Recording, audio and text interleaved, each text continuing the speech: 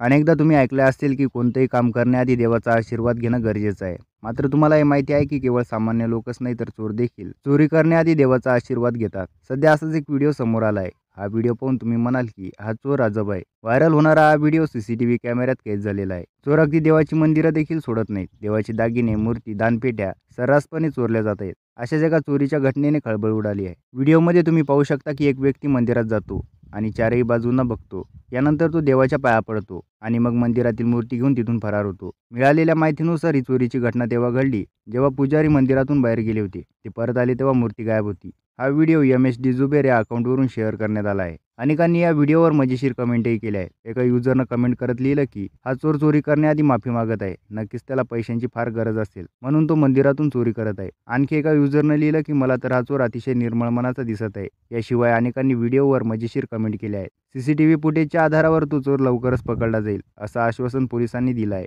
मंदिरात चोरी झाल्यामुळे लोकांच्या भावनांना ठेच पोहोचली आहे. त्यामुळे या चोरांना लवकरात लवकर शोधून काढण्याचं आव्हान पोलिसांसमोर आहे.